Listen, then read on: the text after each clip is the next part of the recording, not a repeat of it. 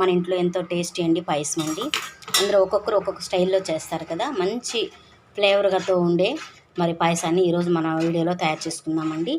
ఎందుకంటే దీంట్లో వేసే ఆ ఫ్లేవర్ అనేది బాగుంటుంది. మనం యాలక్కాయలు కాకుండా, ఇలాచీ కాకుండా వేరేదే చూపిస్తాను మీకు.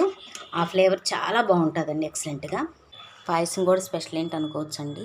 ఒక్కొక్కరు ఒక్కొక్క స్టైల్లో చేస్తారు కాబట్టి మనం ఈరోజు ఒక మంచి ఫ్లేవర్తో, మంచి సువాసనతో ఉండే మరి పాయసం తయారు చేసుకోవటం చూద్దామండి మన వీడియోలోన. వేసేటప్పుడు మీకు ఇది చూపిస్తాను. ఇంకా అదొకటేనండి. ఇక మళ్ళా జీడిపప్పు, కిస్మిస్లు, సగ్గుబియ్యం, పంచదార, పాలు, నెయ్యి, సేమియా అండి. నేనైతే పెద్దవి ఉన్నాయండి నా కాడ, ఇదిగోండి. మీరైతే ఒకవేళ సన్నవి ఉంటే త్వరగా ఉడికిపోతాయి కాబట్టి సన్నవి ఉంటే తీసుకోండి. మీరు ముందుగా ఒక బౌల్ తీసుకొని, ఈ బౌల్లో అండి 2 గ్లాసులు వాటర్ తీసుకోండి. నేనైతే ఒక చెంబు తీసుకుంటున్నాను, ఎందుకంటే ఇది బాగా ఉడకాలి కాబట్టి. సగ్గుబియ్యం చూపిస్తాను.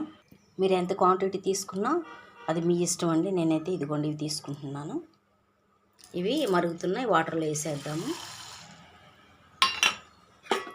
దీన్ని బాగా మరగనిద్దామండి. ఇది త్వరగా అవ్వదు, ఇదైతే త్వరగా అవ్వదు కాబట్టి దీన్ని బాగా మరగనిద్దాము. ఇప్పుడు ఇది కూడా సగం ఉడికిపోయిందండి. ఈలోపు మనం పక్క స్టవ్ మీద ఇంకో బాండి పెట్టేసి సేమియా వేపుదామండి. కొంచెం నెయ్యి తీసుకుందాము. సేమియా కంటే ముందు కొంచెం జీడిపప్పు ఇవి ఫ్రై చేద్దాం. జీడిపప్పు వేద్దాం ముందు. ఇది బ్రౌన్ కలర్ వచ్చే వరకు చక్కగా ఫ్రై చేసుకుందామండి. ఇవి కూడా వేసేద్దాము. ఎండు ద్రాక్షాలు కూడా వేసేద్దాము. చక్క నెయ్యిలో వేయించుకోండి, బాగుంటుంది నెయ్యి అయితేనే. ఇది వేగిపోయినాయి, పక్కకు తీసి ప్లేట్లోకి వేసి పెట్టుకున్నాం. ఓకే, దీని ఒక పక్కన పెట్టేసి, ఇంకా నెయ్యి ఉంది కదండి, ఈ నెయ్యి సరిపోతుంది. కావాలంటే కొంచెం తినాలనుకున్న వాళ్ళు వేసుకోండి, నాకైతే సరిపోతుంది. దీంట్లో సేమియా వేసేసి చక్కగా ఫ్రై చేసేద్దాం ఇలాగా. ఇది కూడా బ్రౌన్ కలర్ వచ్చే వరకు ఫ్రై చేయండి. ఫ్రై అయిపోయిందండి. ఇక ఇలా బ్రౌన్ కలర్ వస్తే సరిపోతుంది. స్టవ్ ఆపేసేసి ఇక దీన్ని మనం ఈ సేమియాలోకి ఇంక ఇది వేసేద్దామండి.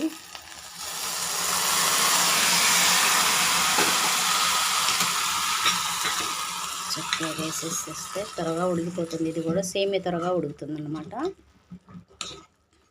సగ్గుబియ్యం ఆల్రెడీ ఉడికిపోయినాయి. పంచదార అయితే అప్పుడే వేయొద్దండి, ఎందుకంటే పంచదార వేస్తే ఉడకదన్నమాట. సగ్గుబియ్యం అయినా సేమియా అయినా కానీ ఏ పాయసం అయినా వెంటనే వేయకూడదండి. ఇక మన పాయసం అయితే చక్కగా ఉడికిపోయిందండి. సేమియా కూడా ఉడికిపోయింది. ఇప్పుడు దీంట్లోకండి పాలు వేసేద్దాము. సగం వేస్తున్నాను. ఇప్పుడు దీంతో పాటు పంచదార వేద్దామండి. పంచదార మీరు టేస్ట్కి తగ్గట్టుగా ఎక్కువ కావాలంటే ఎక్కువ వేసుకోండి, తక్కువ కావాలంటే తక్కువ వేసుకోండి. కొంతమంది ఎక్కువ ఇష్టపడతారు, కొంతమంది స్వీట్ తక్కువ తింటారు కాబట్టి దాన్ని బట్టి మీరు వేసుకోండి. ఇప్పుడండి ఇంక ఈ పాలు మొత్తం కూడా పోసేద్దాం.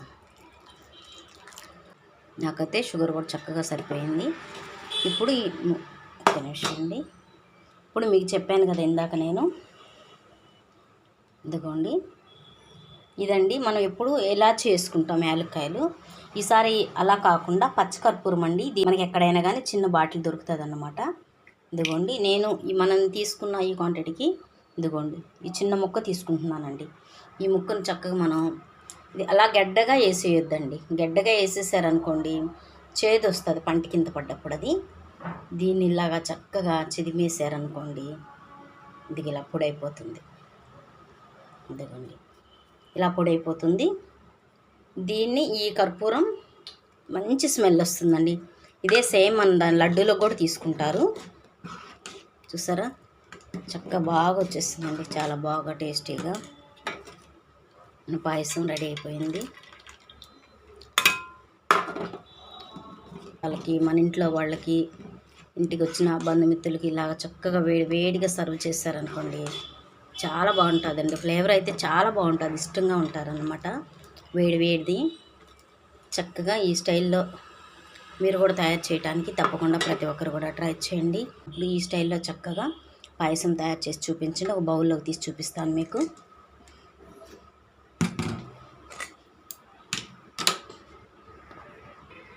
మన రెడీ అయిపోయిన ఈ పాయసానండి. వేడిగా ఉంది. చక్కగా మన పిల్లలకి మంచి సర్వింగ్ బౌల్లోన ఇలా తీసుకున్నామంటే వేడిగా చక్కగా హ్యాపీగా తింటారండి. పాయసం ఇష్టపడని వాళ్ళు ఎవ్వరు ఉండరు కదా. చాలా బాగుంటుంది కదా, నాకు తెలిసింది అందరికీ. ఈ స్టైల్లో మరి మన ఈ పచ్చ కర్పూరం అండి, తినే కర్పూరాన్ని వేయండి. ట్రై చేయండి. ఒకసారి ట్రై చేశారంటే అస్సలు వదిలిపెట్టరండి. ఇంత బాగుంటుంది అన్నమాట. ఆ వాసన బాగుంటుందండి. తింటూ ఉంటే ఆ ఫ్లేవర్ అన్నది చాలా బాగుంటుంది అన్నమాట. తింటూ ఉంటే అసలు ఆ స్మెల్. ఛానల్ ఎవరన్నా ఫస్ట్ టైం చూస్తున్న వాళ్ళైతే లైక్ చేసి ఇన్ఫర్మేషన్ చేసేసి మా ఛానల్ తప్పకుండా సబ్స్క్రైబ్ చేసి చివరిగా బెల్ సింబల్ నొక్కండి. Thank you.